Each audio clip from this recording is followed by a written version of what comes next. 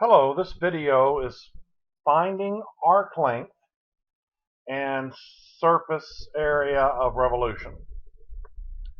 Now the definition of arc length basically says, we're looking at some curve from A to B, and this arc length would essentially be what would the measurement be if you stretched out this arc into a straight line.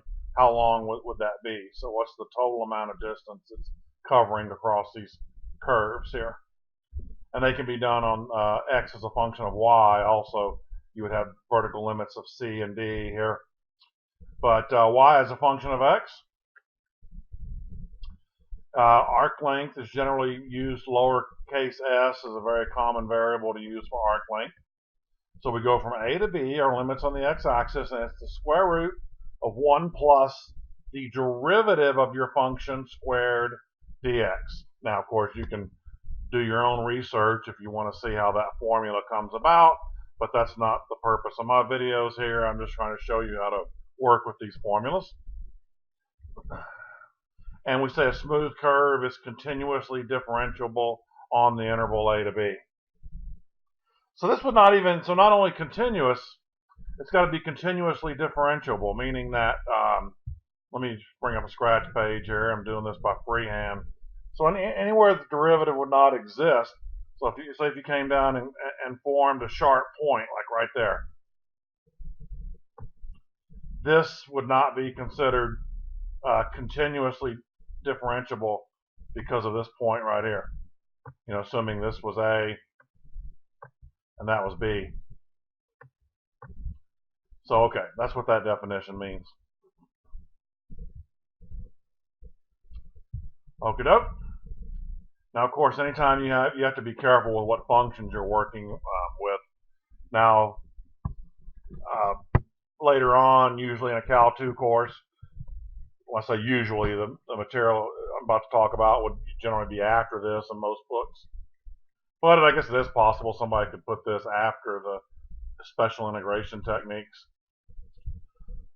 Well, anyway, with that square root, we kind of have to be careful with what functions we work with, unless you're just using technology, then I guess it wouldn't matter. But I'm assuming, and that's the way I would do this too, even allowing students to do numerical integration in the calculator, I always make sure I work with functions always that can be integrated by hand, so that way if somebody's not using an integrating calculator, they can still do the problem, just based on normal integration skills. So let's say this example. Find the arc length of the function y equals 4x to the 3/2 plus 2 on the interval from 4 to 9. And I just graphed that in the calculator, but that was unnecessary. We didn't need to see the picture to do this problem. Looks almost like a straight line. I'll bet if you actually use the distance formula between those 2 points, the distance formula for a straight line would probably be pretty close to the answer that we're going to get. It's a little bit of curve in there. Well, obviously, it's not a straight line, of course, because you're only way you have a straight line if it's just x to the first power. So, all right, we're going to need the derivative of this function. So that's pretty easy enough. 3/2 times 4 is 6. Subtract 1 gives you 1/2. And let's see what we have. So we have s, the arc length, will go from 4 to 9.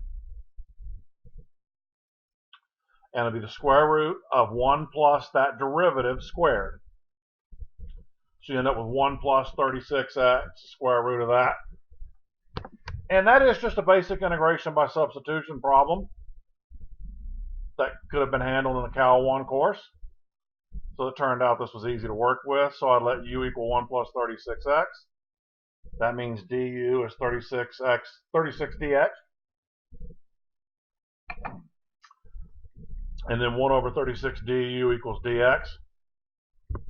I'm a big fan of changing the limits of integration, because if you change them now, we never have to go back to x again.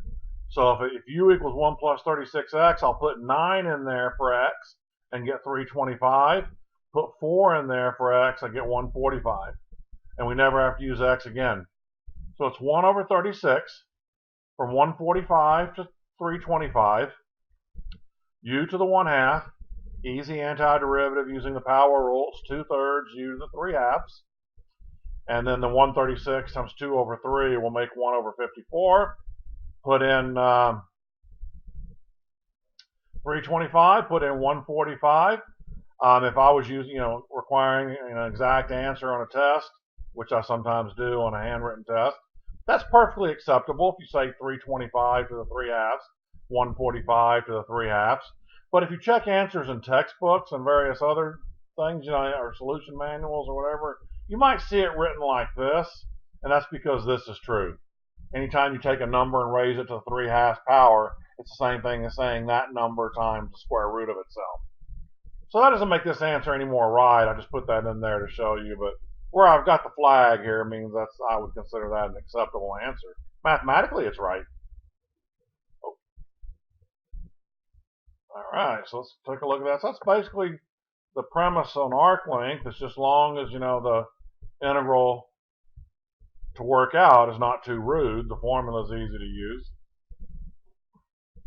This one gets a little crazy here. I don't know. Hopefully you wouldn't have to see this on an exam. But it does actually work itself out, though. Like I said, I promise that it has to be able to be done algebraically, or I would not use it, or integrating manually. There's some weird algebra on this one, but we'll take a quick peek at it here. Alrighty, so I'm not going to explain these derivatives other than that I leave the 4 on the bottom and I bring the x2 to the top and make it x to the -2. So basically you're taking the derivative of 1/4 x to the -2. And so there's the derivative, be 1/2 x cubed minus 1/2 x to the -3. And we're going 1 to 3, the limits of integration need to be given to you, because we want to know where we're measuring from point A to point B. And here's where it gets messy, because we have to do 1 plus this binomial thing squared. Now what I did is, you see that there's a common 1/2 between these two terms, right? And then to square that 1/2 means I can pull a 1/4 out of there, and then multiply this out, FOIL this out, and square it without the fraction. I just thought that would make it a little easier to deal with. And then you FOIL this out, and you have an x to the 6th. You have 2 minus 1s in here, and x to the -6.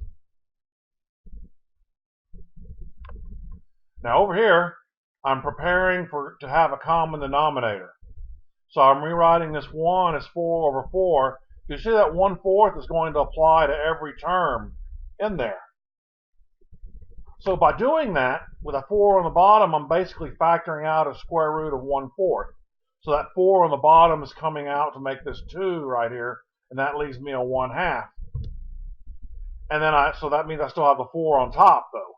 So I have a 4 here and a -2 there.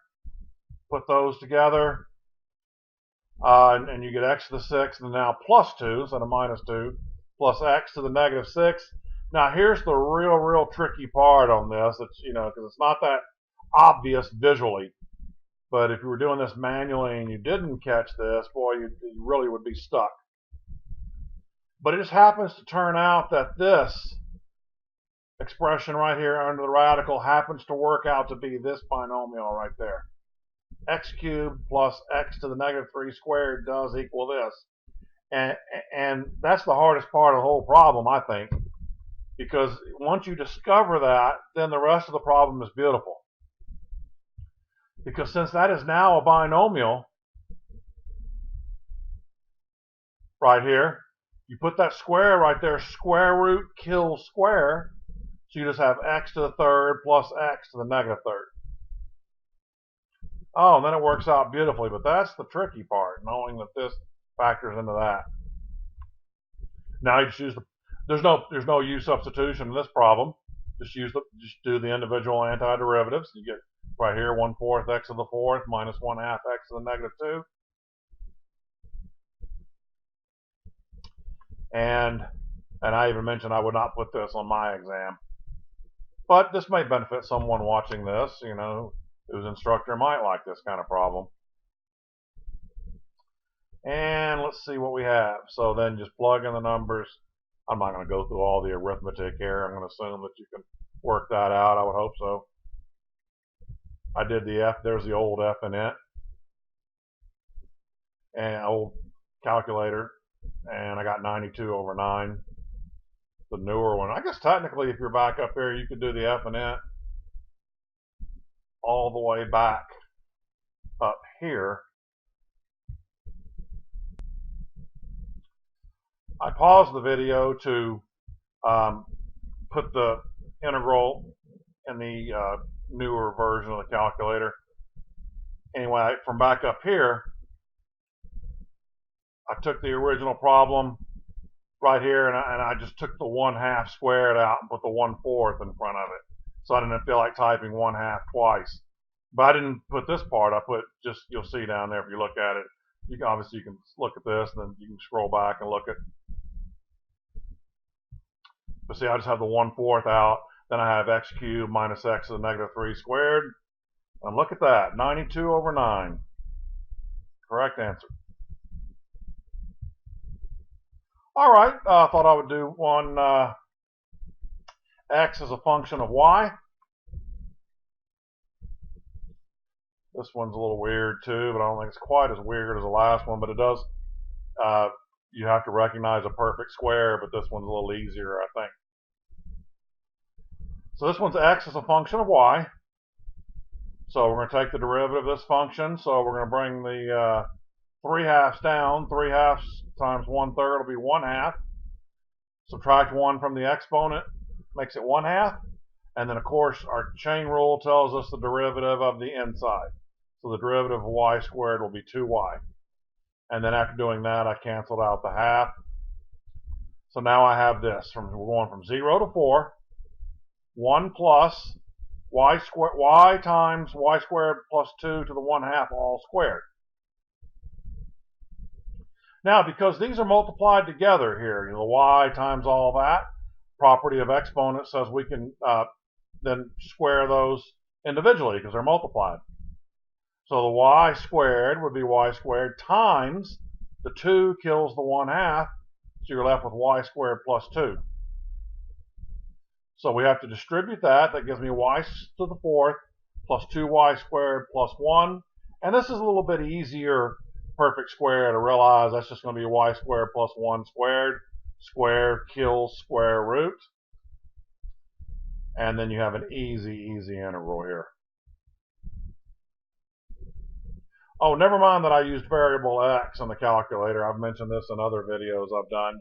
But I'll just mention that. You don't have to use, I mean, you have to treat it as if it was y, but I did put x in there. As far as doing the calculation in the calculator, it does not matter. I mean, if they had a happy face character, you could put that in there as your variable. But that doesn't, but still with respect to y, though. That's just strictly the evaluating the numerical integral. Alrighty, so easy to integrate y squared plus 1, no chain rule, nothing, I mean no substitution required. Easy peasy, 76 over 3. Now this is kind of a pain here. I would not worry too much about this, but I'll just mention, because the calculators only graph y as a function of x in rectangular form, not the other way around. You have to solve x in terms of y. Well, this one was kind of unusually nasty here. Sometimes it's not that difficult to take it, and solve it. Like, if y equals x squared, it's easy to say that x equals plus and minus the square root of y. Or, I mean, x equals y squared, then y equals plus and minus the square root of x, excuse me. But this one was just a little bit nasty there. I moved the 3 over, squared both sides, then took the cube root of this mess, and then I got down to a y squared, so that means there had to be a plus and minus here. And I guess I didn't necessarily need the negative. Oh, since y was going from 0 to 4, I did not need the negative part of it. So there's actually what the curve would look like. So once again, we didn't have to do that to solve for the length. But if you wanted to look at it, that one was a little, you have to do the algebra to get y in terms of x. And that was a little bit messy there, but not that bad, I guess. Well, I just wanted to put that in there just in case someone wanted to see how to do that.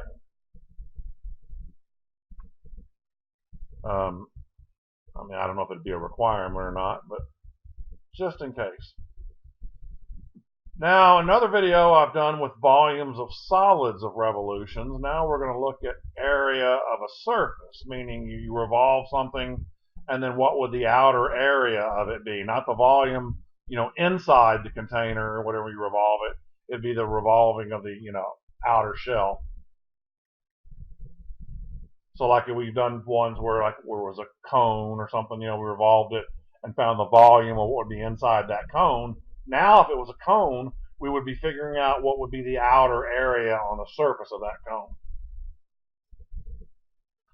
Now this has two functions in terms of x and y, but what's kind of interesting about this versus especially the volume using the disc and washer method is that to revolve it around, you don't have to have x and y. You can revolve it around x and y both in terms of either function x or as a function of y. And I'll show you what I mean when I get down here. In other words, to revolve it around the y-axis doesn't mean we have to use this bottom formula in terms of y. You can actually, so if your function is given to you as y equals f of x, you can revolve it around either the x-axis or the y-axis using the same formula. Now, it's not going to be, when I say the same formula, the components are not going to be all the same because the difference is going to be what this little r of x is right there. That's what's going to make it different. All right, this one has a 2 pi in front of it instead of a pi like the volume did. Go from A to B. And r of x is essentially the distance from where you're revolving it to the graph. And it's either a vertical or a horizontal distance, whether it's going around the x or y axis. Well, let's take a quick look at this picture here. And this will show you a lot too here. This picture shows, let's say we're revolving around the x-axis. Or technically, let me mention, it could be like some, line y equals 1, some other horizontal line. I'll come back to that in a second. But you see the r would be, because that's your vertical distance would be represented as y, which y is f of x, as you can see, right? Well, y is always f of x. So you would use f of x here to be your r right there, would be f of x, if you're going around the x-axis. It's your vertical distance to that axis. But let me go back for a second and say, what if I was revolving it around y equals 1? That means the r would be f of x minus 1. Now, of course, when I say f of x, you're going to have an actual function there. So just for example, let's say f of x was, so it would be like this. If you were revolving around y equals 1, it looked like that. So let's say if f of x was x squared. Let's just use something simple like a parabola. That means that the r of x would be x squared minus 1. Because that would be, that would be the distance. It would be x squared minus 1. Because the height to the graph would be x squared, but you would have to subtract off the 1, because that would actually be the distance. And so if you go around the y-axis, or some vertical line, just like for the volumes of solids, I pretty much just stick with x and y-axis.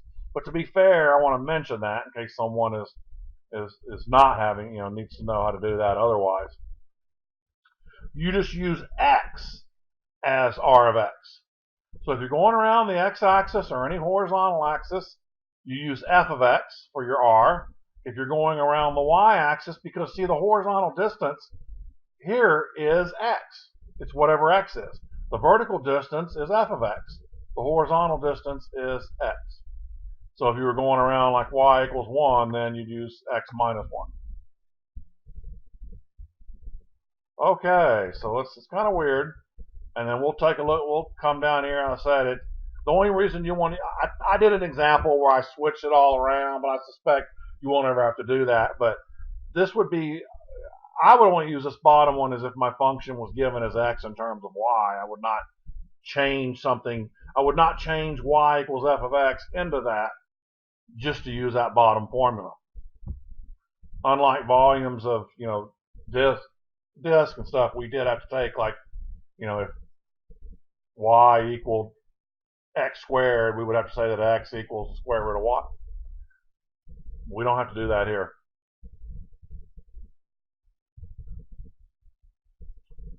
So let's look at this thing. Y equals 1/3 x cubed. That's kind of an ugly looking. I copied it out of the book because it has a nice shading there. It sort of shows you as it revolves around. And looks sort of like the end of a trumpet or bugle or something. So this says we're revolving around the x-axis. So revolving around the x-axis means that r of x will equal whatever your f of x is, which is 1/3 x cubed. Now, once again, to work these out, they have to be functions that can be integrated. Now, I've on my test before, I've done stuff where I've said, okay, which of the following would be, or write the correct setup and do not evaluate it, knowing that it could not be integrated. So I would just say, set it up, show me what it looks like. But we're going to integrate. And now this minus 0, that's what I was talking about in case you were revolving it around. If that was revolving around the line y equals 1, we'd have had -1 there. But you don't have to actually write that minus 0 there. So this is your r of x. So it's going around the x-axis. So basically, we're subtracting 0. 1/3 x cubed. And then it's 1 plus, sort of like arc length, isn't it? With a 1 plus the derivative squared. That radical part's the same as it is for arc length. It's just there's other stuff going on around it with it. So the derivative of 1/3 x cubed is x squared. So this will be 2 pi from 0 to 3 on the x-axis. So there's the limits of integration right here, 0 to 3. Oh, there it is.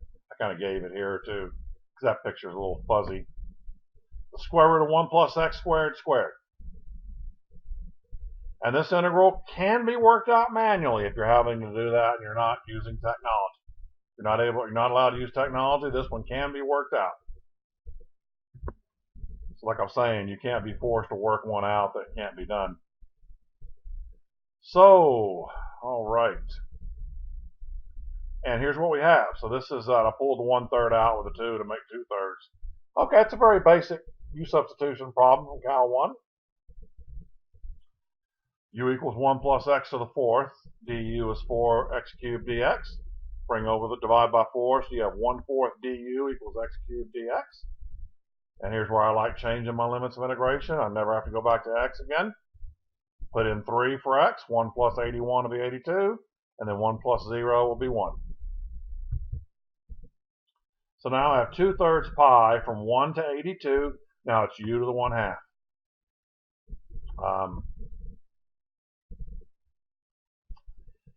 And so that's 2/3 u to the 3/2.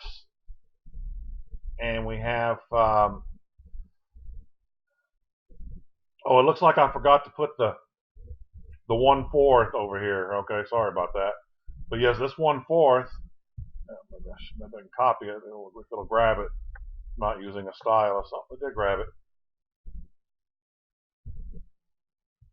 Move this over here because it should have been over here somewhere too. Let's see if I can put that in there and move my equal out of the way. Oh, okay. Sometimes it doesn't always want to grab individual pieces for me there whenever I try to grab them. Sometimes it wants to grab a whole line or something like that.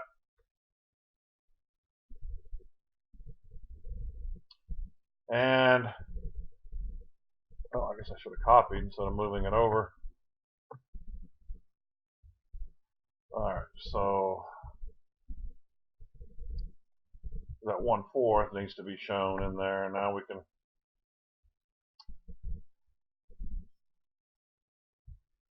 bring that right here. Don't need to equal. Of course, I probably would have already combined the 1/4 and the 2/3, but So now we have this 1/4 times 2/3 pi times the antiderivative, which is 2/3 u to the 3/2. And all those little outside fractions just simplify into pi over 9 u to the 3/2. And so it's 82 to the 3/2. And of course, 1 to the anything is just 1. So it's 82 to the 3/2. I just, put this approximation there. A lot of times on handwritten tests, I like, his answers. But I'll tell people I want exact answers. I put this in the Maple software, which is a very nice mathematical software for doing this kind of stuff. And this is the same answer as mine. It's a whole, I don't know. I could show you why, but if you played around with it, I think you'd see, because we made this 82 over 18. You pull out the 18, 2 over 18 is 1 over 9, and then 82, square root of 82, like I showed you earlier, that would be 82 to the 3/2. So they're the same answer, but sometimes Maple will just kind of, however, it's programmed, will spit out different looking stuff.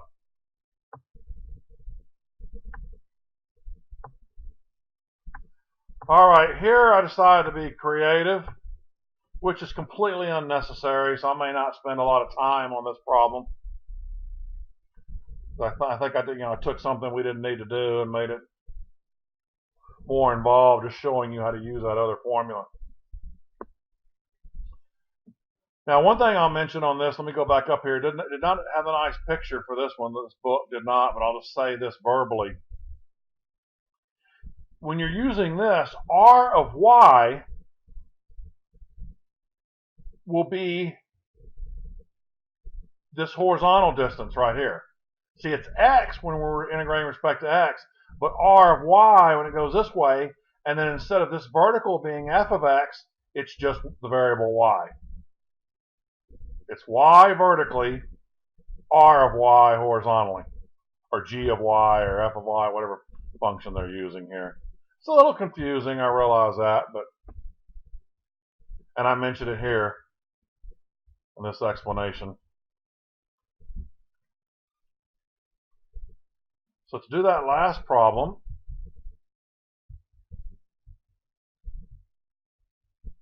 okay, it turned out creating the integral that couldn't be done. Yeah, obviously this was, but I'll show you the Maple result. So now I'm using y as the vertical distance. Instead of f of x, I'm using y. And I had to take y equals 1/3 x cubed, solve for x, and I end up with 3y all to the 1/3. Took the derivative, so I end up with this mess right here. So there's the integral.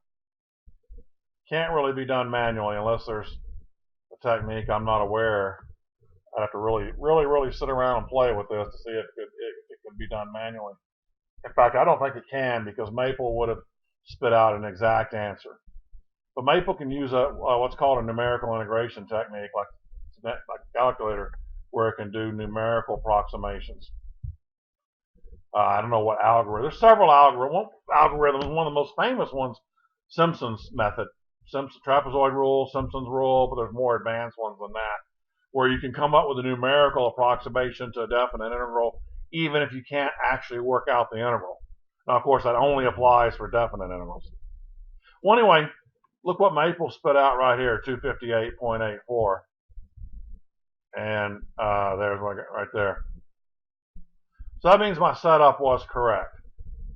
So let's hope you never have to actually do that. But I just wanted to show you how those two things kind of relate to each other.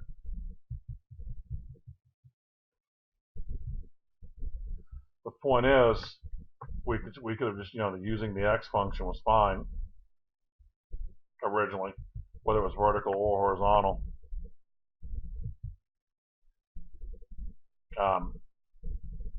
Let me scroll back up here real quick and just tell you, for this one, had this problem been around the y-axis, now it would have created an integral that we really couldn't do, at least not by techniques we know at this point in time.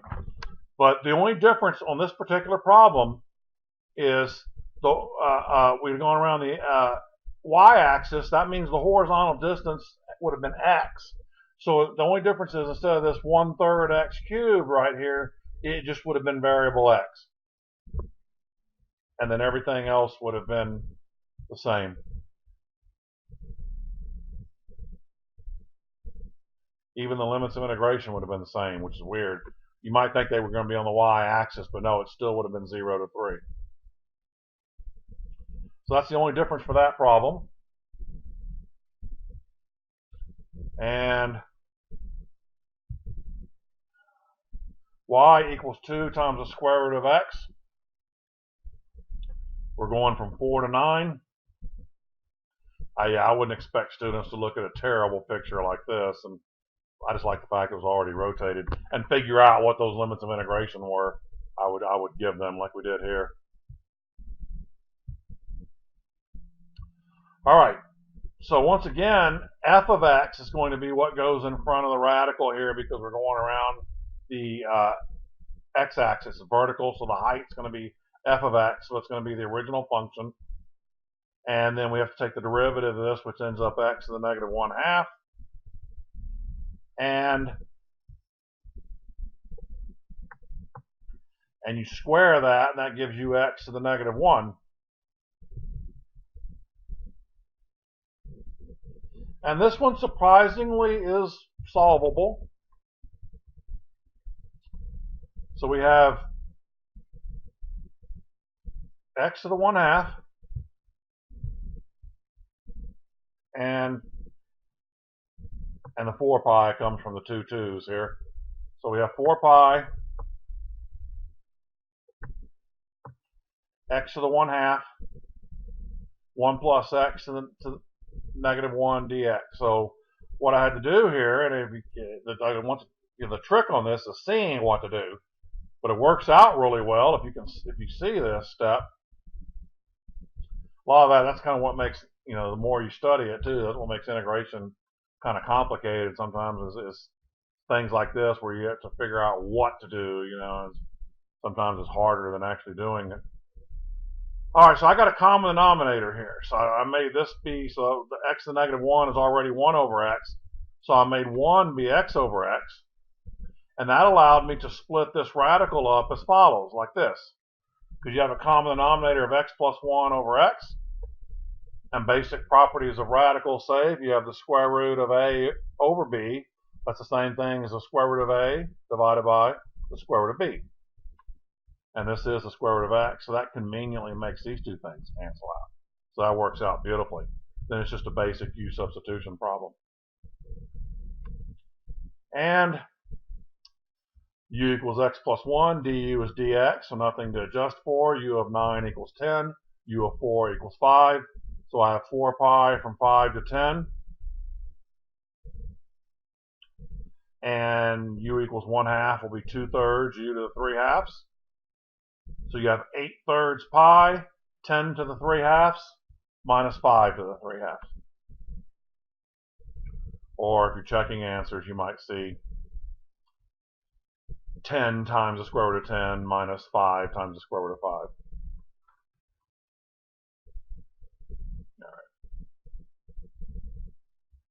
All right. Okie doke, let's see.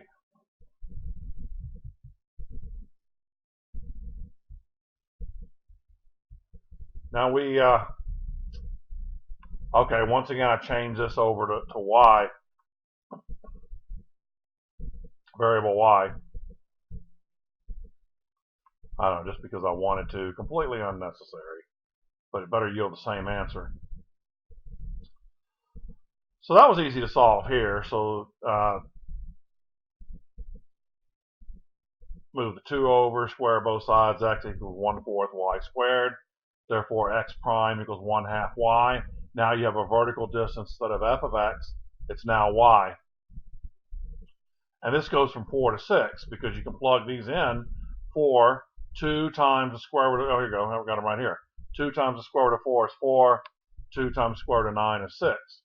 So now that we're using variable y, we actually use the y-axis from 4 to 6 right here. So we only use the variable y if we're, the limits of y if we're using variable y. And we sort of have the same kind of mess here. I'm not going to worry too much about all of this. But it does work out to be a u substitution. I'll stop and let you look at it here for a minute. Kind of did the same thing as the last problem. The other way. Got a common denominator here underneath the radical. Now, of course, it didn't cancel this variable out. But actually, we need that variable because that variable makes the u substitution work. So we needed that y to be there. And so that's not too bad. And you end up with this answer, which does not look like my other answer, but it is equivalent. I kind of fiddled with all this. Of course, you could just check it in a calculator decimal-wise, but I went ahead and just worked it out, and that's what the answer was the other way. So that's one thing, changing the variable, you have to get the same answer. They can look different, but they have to be the same numerical equivalent. All right, so here's a parabola. We're rotating it around the y-axis. This time we have variable x. So around the y-axis means your r of x will be x.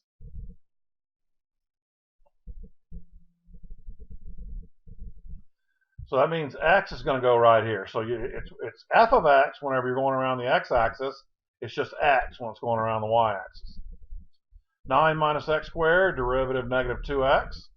So it's x times the square root of 1 plus negative 2x squared, which is 1 plus 4x squared, from 0 to 3. Pretty straightforward u substitution. All right, 1 plus 4x squared, we have, and then 8x, so I got a 1/8 du. I'm changing the limits of integration, put 3 into here for x, you get 37. Put 0 in there, you get 1. And so the 1/8 here comes out with 2 to make pi over 4. And we have 2/3 u to the 3/2 from 1 to 37. Pi over 4 times 2/3 is pi over 6. So we have pi over 6 times 37 to the 3/2, and of course 1 to the 3/2 would just be 1. And there we go. That would be the area of that surface revolved around the x-axis.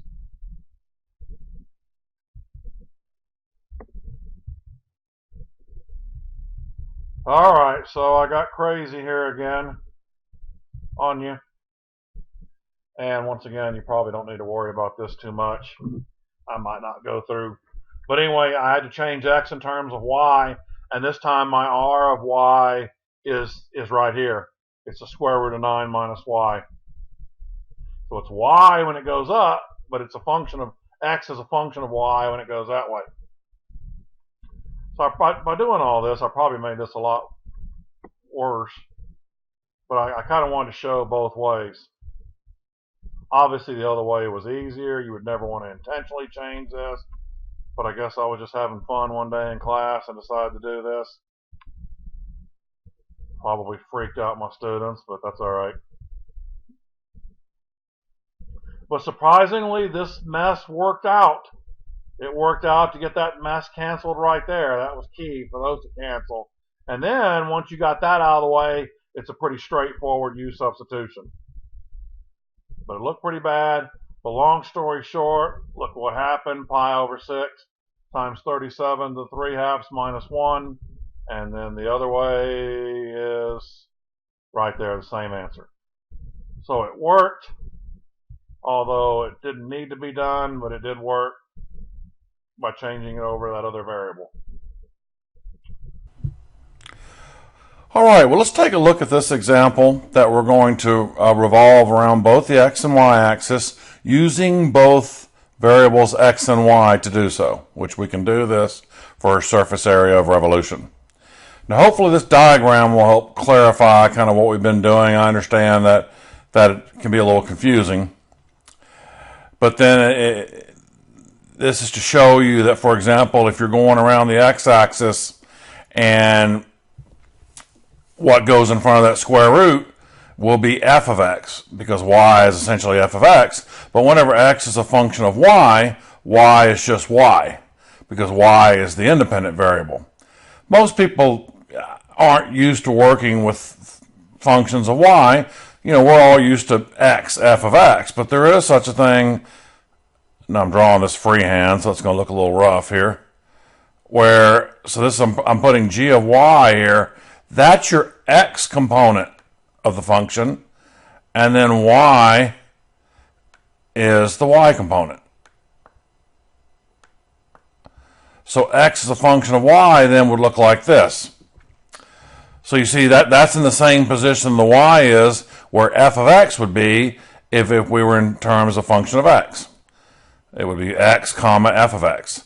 So if you're going around the x-axis, it's either f of x for variable x, y for variable y. Now, going around the y-axis, and you're in terms of variable y, g of y, because x varies as a function of y, that goes in front of the radical. And if you're using variable x, x will go in front of the radical. So here's the function y equals 4 minus x squared. I went ahead and took the derivative, because you know the formula has the square root of 1 plus the derivative squared, negative 2x. And that's going from 0 to 2. You can clearly see this graph's going to intercept 2 on the x-axis. And y will go from 0 to 4. That will be the y-intercept. Now to do, since we're doing both variables, we have to come over here and solve that same equation. X is a function of y. So this x that we're solving for is essentially that g of y right up here. So x would equal the square root of 4 minus y. So that derivative would give me a 1/2, 4 minus y to the negative 1/2, and the derivative of the inside is negative 1. So we'll hang on to that. So to revolve around the x-axis, the surface area will be 2 pi f of x, right here, which is 4 minus x squared, times the square root of 1 plus minus 2x squared.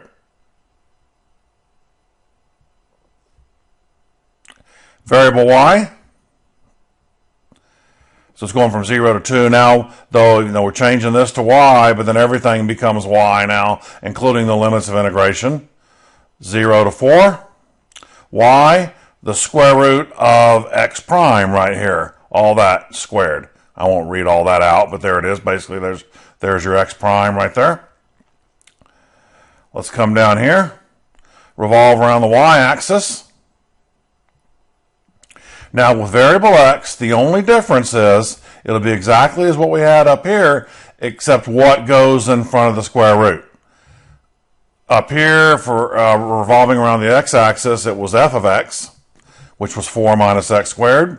But revolving around the y-axis, it will just be x, as according to that diagram right here. So it'll be that x right there. All right. And then for variable y, went too far. Variable y, you're going to have the same radical part, same limits of integration, 0 to 4, of course, the same 2 pi there. So, all right. But the difference is now, g of y goes in front, which was x solved as the square root of 4 minus y. So that goes in front. Now let me come down here. Some of these could be, integrated.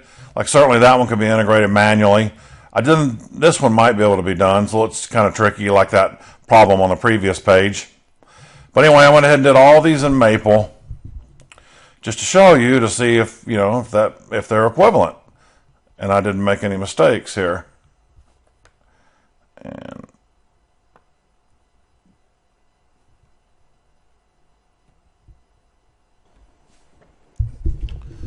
so here we have the Maple results. I'll just put those integrals in there.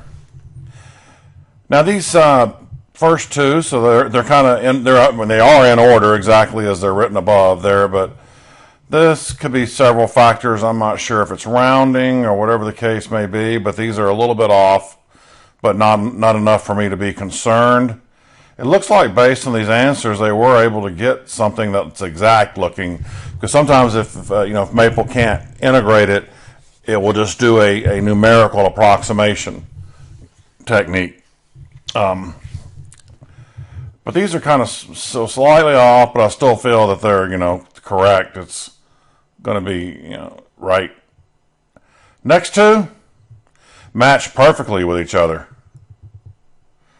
Oh, can't see the square root here very well. I had to copy this, but I'm sure you would have figured that out. That's the square root right here. But anyway, yeah, those are right on the money. They're the exact same real number answer, exact, and then converted to decimal. Perfect match. So I feel pretty good about how those were set up for all the cases. So, because the idea was all four answers weren't supposed to match, but the first two were supposed to match, and the second two were supposed to match with each other. So that turned out well. And that concludes this video on arc length and surface area of revolution.